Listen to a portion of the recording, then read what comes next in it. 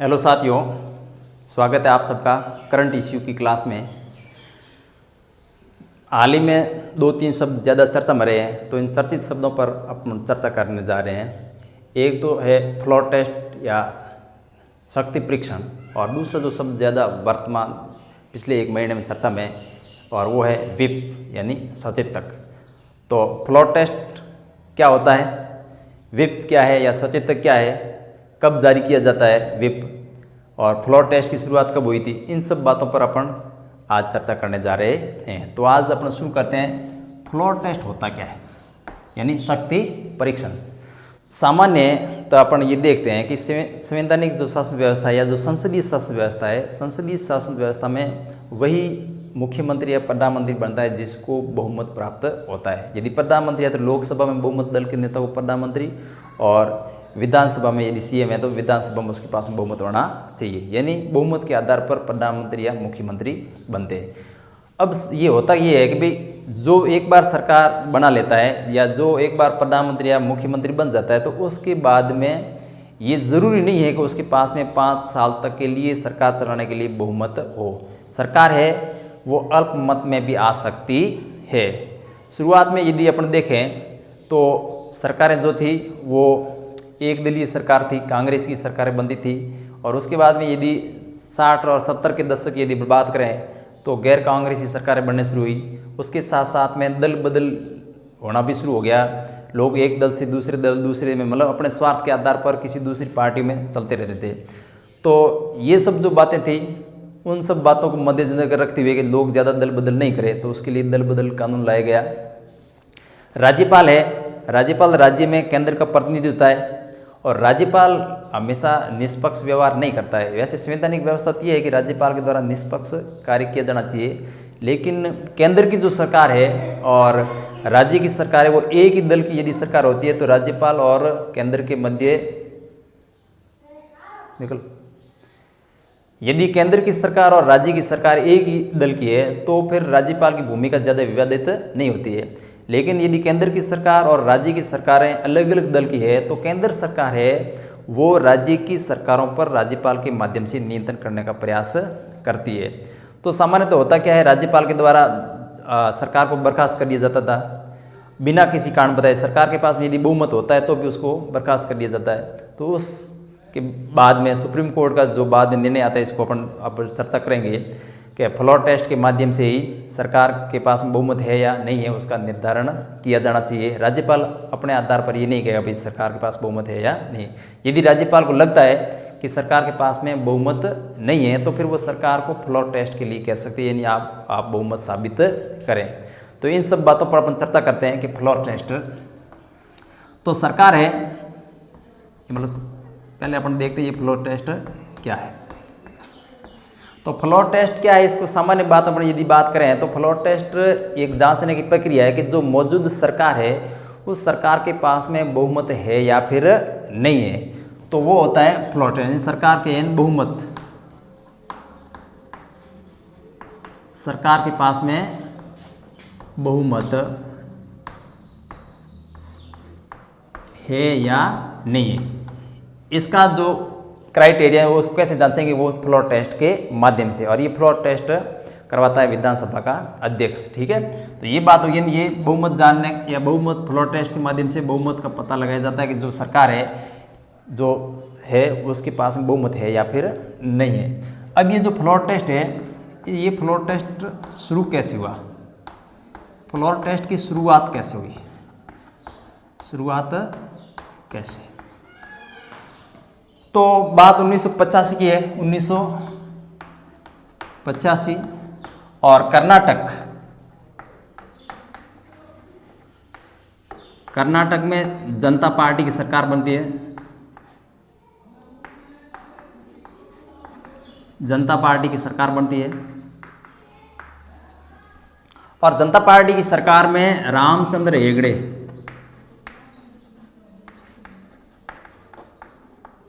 रामचंद्र हेगड़े मुख्यमंत्री बनते हैं, लेकिन 2 साल तक रहते हैं और किसी कारण की वजह से, भ्रष्टाचार में या लिप्त की वजह से इनको त्याग पत्र देना पड़ता है। इनको त्याग पत्र देना पड़ता है। सरकार जनता पार्टी की ये रामचंद्र हेगड़े त्याग पत्र देते हैं, तो रामचंद्र हेगड़े की जगह पर जनता पार्टी में नए सीएम बनाए जाते हैं और वो सीएम है एसआर बोम्मई। एसआर बोम्मई नए सीएम बनते हैं 1988 में। 1988 में नए सीएम बन गए।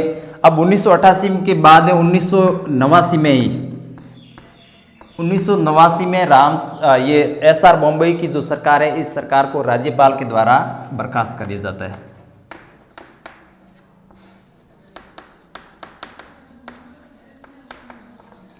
राज्यपाल के द्वारा बर्खास्त कर दिया जाता है और कारण ये बताया जाता है कि आपके पास में सरकार चलाने के लिए पर्याप्त बहुमत नहीं है।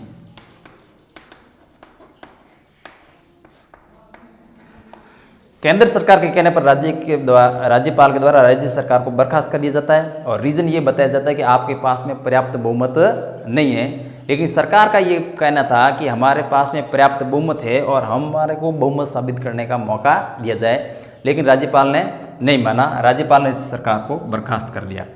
अब क्या होता है, अब जब हो रहा है तो सरकार को ये ध्यान है कि हमारे पास में बहुमत है, तो ये सरकार है वो कोर्ट में जाती है और कोर्ट में, हाई कोर्ट में राज्यपाल के फैसले को सही माना जाता है, तो ये सरकार है वापस सुप्रीम कोर्ट में जाती है और सुप्रीम कोर्ट के द्वारा एक निर्णय दिया जाता है 1994 में। 1994 में सुप्रीम कोर्ट ने निर्णय दिया कि सरकार के पास में बहुमत है या फिर बहुमत नहीं है, इसका निर्धारण केवल और केवल फ्लोर टेस्ट के माध्यम से ही किया जाएगा। राज्यपाल अपना विवेक से सरकार को बर्खास्त नहीं करेगा। राज्यपाल सरकार को मौका देगी कि आप अपना बहुमत साबित करें। तो 1994 में सुप्रीम कोर्ट ने ये निर्णय दिया कि सरकार के पास में बहुमत है या नहीं है, इसको जांचने का जो एकमात्र आधार है वो है फ्लोर टेस्ट, यानी शक्ति परीक्षण। सरकार बहुमत साबित करे, सरकार बहुमत साबित करे। तो यहाँ से फिर ये हो गया, ये परंपरा बनी, यानी ये है कि यदि किसी सरकार के पास बहुमत है या नहीं है, यदि राज्यपाल को ये लग जाता है कि सरकार अल्पमत में, तो सरकार की क्या भाई आप बहुमत स्थापित करें। तो ये शुरुआत की जो परंपरा, ये 85 में सरकार बनी, रामचंद्र हेगड़े मुख्यमंत्री, फिर इनको किन्हीं कारणों की वजह से त्यागपत्र देना पड़ा, तो उसी जनता पार्टी में एसआर बोम्मई को नया सीएम बनाया जाता है 1988 में। 1989 में केंद्र सरकार के कहने पर राज्यपाल द्वारा सरकार को बर्खास्त कर दिया जाता है। कारण बताया जाता है पर्याप्त बहुमत नहीं है और ये मामला कोर्ट में चलता है और फाइनली निर्णय 1994 में सुप्रीम कोर्ट के द्वारा दिया जाता है कि सरकार के पास में बहुमत है या नहीं है, इसका निर्धारण फ्लोर टेस्ट के माध्यम से ही किया जाएगा। तो ये तो हो गया फ्लोर टेस्ट, यानी उसकी शुरुआत कहाँ से या कैसे हुई। अब अपन बात करते हैं फ्लोर टेस्ट जब होता है तो फ्लोर टेस्ट होने से पहले प्रत्येक राजनीतिक पार्टी है वो अपने सदस्यों को के लिए एक व्हिप जारी करती है। तो ये जो दूसरा शब्द था उसको अपन देख लेते हैं, व्हिप।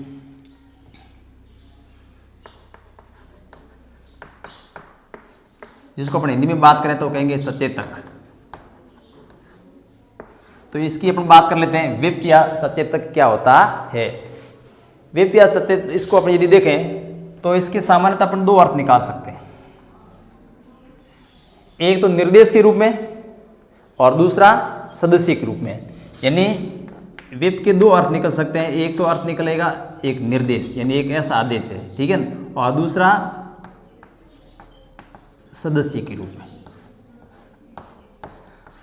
अब सदस्य के रूप में कैसे, प्रत्येक राजनीतिक पार्टी होती है, वो राजनीतिक पार्टी अपने दल के सदस्यों में से, यानी विधानसभा में तो विधानसभा के सदस्यों में से या लोकसभा में तो लोकसभा के सदस्यों में से, वो अपने सदस्यों में से एक सदस्य को सचेतक बनाती है। और उस सचेतक का काम ये होता है कि उस जो दलीय स्थिति है उस दलीय स्थिति में अनुशासन बनाए रखने का काम करेगा वो व्यक्ति। तो इन व्यक्ति के अर्थ में ये हो गया कि एक सदस्य पार्टी में से, विधायक दल विधानसभा हो तो विधायक दलों में से या विधायकों में से एक सदस्य है, उसको सचेतक बनाया जाएगा और उस सचेतक का काम होता है पार्टी में अनुशासन बनाए रखना, ठीक है। और निर्देश के रूप में यदि कहेंगे व्हिप क्या है, तो व्हिप एक ऐसा निर्देश है जिसके माध्यम से पार्टी के सदस्यों को पार्टी लाइन के अनुसार चलने के निर्देश दिया जाता है। तो ये हो गया, देखो निर्देश के रूप में यदि देखें पार्टी के सदस्यों को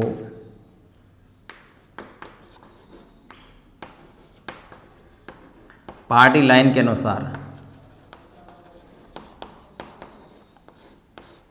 कार्य करने, पार्टी लाइन के अनुसार कार्य करने। जैसे मान लो कि कह दी कि आपको मतदान करना है, पक्ष में करना है या विपक्ष में करना है, मतदान से अनुपस्थित रहना है, तो ये एक आदेश के अर्थ में हो गया।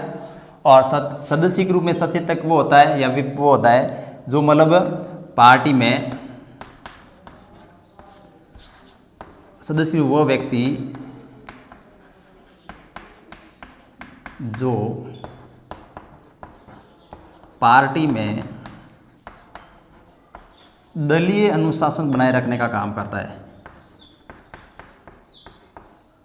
अनुशासन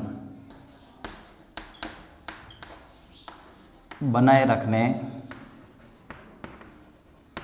का कार्य करता है।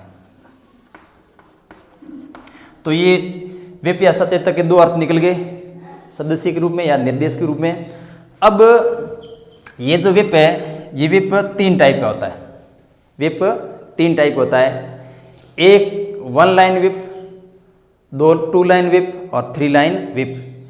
ये 1 लाइन विप, 2 लाइन विप और 3 लाइन जो विप है, ये विप मुद्दे की प्रकृति पर निर्भर करता है कि कोई भी मुद्दा कितना ज़्यादा महत्वपूर्ण है। यदि कोई मुद्दा विधानसभा में कम महत्वपूर्ण का है तो उस पर 1 लाइन विप जारी किया जाता है, यानी उसके नीचे एक अंडरलाइन की जाती है, जिससे ये देख के पता चल जाता है कि मुद्दा ज़्यादा कोई महत्वपूर्ण नहीं है। 2 लाइन विप जब जारी किया जाता है तब जो सामान्य महत्व से और ज़्यादा महत्व का कोई मुद्दा हो उसमें 2 लाइन विप किया जाता है, यानी 2 लाइन अंडरलाइन होती है। सदस्य यदि देखता है तो उसको पता लग जाता है कि ये जो मुद्दा है कितना ज़्यादा महत्वपूर्ण है। और 3 लाइन विप बहुत ही ज़्यादा महत्वपूर्ण विप है, आदेश होता है। इसको अपन ये कह सकते हैं कि इसका उल्लंघन किसी भी कंडीशन में सदस्य नहीं कर सकते हैं। वैसे तीनों ही विपों का यदि उल्लंघन करते हैं तो उन सदस्यों पर दल बदल कानून लागू होता है और वो सदस्यता उनकी जा सकती है। यदि दल है उसको 15 दिवस के अंदर अंदर उसको माफ़ नहीं करता है तो उसकी सदस्यता जा सकती है। तो ये विप 3 टाइप का हो गया।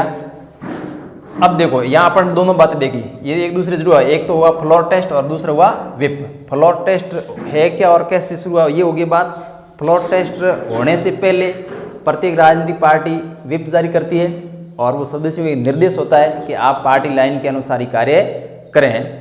अब जब फ्लोर टेस्ट होता है, फ्लोर टेस्ट होता है यानी आदेश हो गया फ्लोर टेस्ट का, राजनीतिक पार्टी ने विप जारी कर दिया। अब जब फ्लोर टेस्ट होता है तो ये फ्लोर टेस्ट होता कैसे है, ठीक है, फ्लोर टेस्ट कैसे होता है।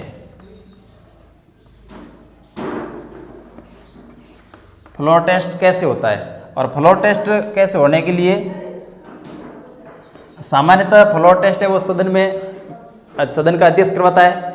उसकी इच्छा पर निर्भर करता है कि फ्लोर टेस्ट का कौन सा माध्यम हो सकता है। सामान्यतः ये देखिए ध्वनि मत से हो सकता है, संख्या बल के आधार पर हो सकता है, हस्ताक्षर माध्यम या लोबी परीक्षण के माध्यम से हो सकता है, मत के माध्यम से हो सकता है, मतदान के माध्यम से। यानी वो सदन के अध्यक्ष पर निर्भर करता है कि वो फ्लोर टेस्ट का कौन सा माध्यम अपनाता है। सामान्य यदि देखें तो यानी ध्वनि मत, संख्या बल, हस्ताक्षर या इसको कहेंगे लोबी परीक्षण,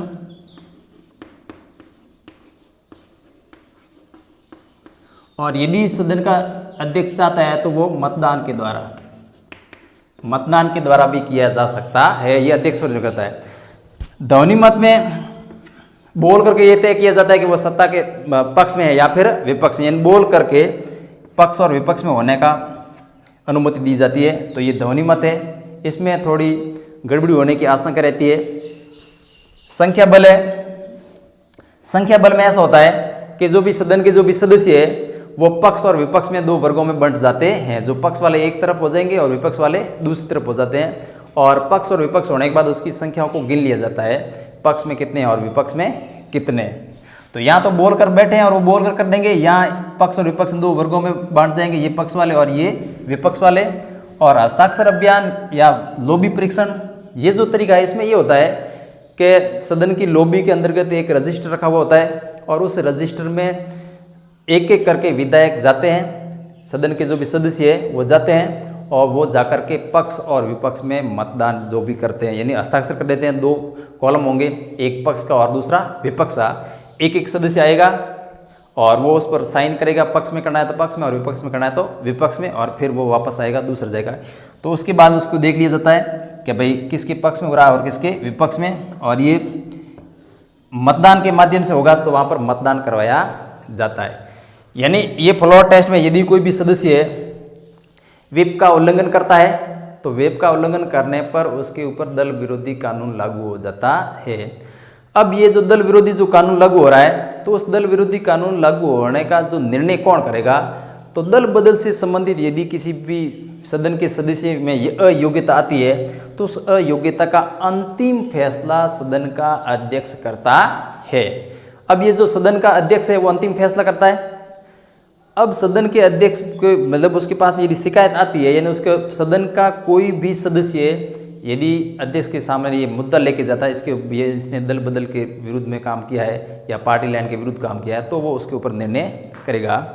तो ये जो चीज़ थी, तो शुरुआत में तो ये व्यवस्था थी कि दल बदल पर अंतिम निर्णय है वो विधानसभा का अध्यक्ष या सदन का अध्यक्ष ही करेगा।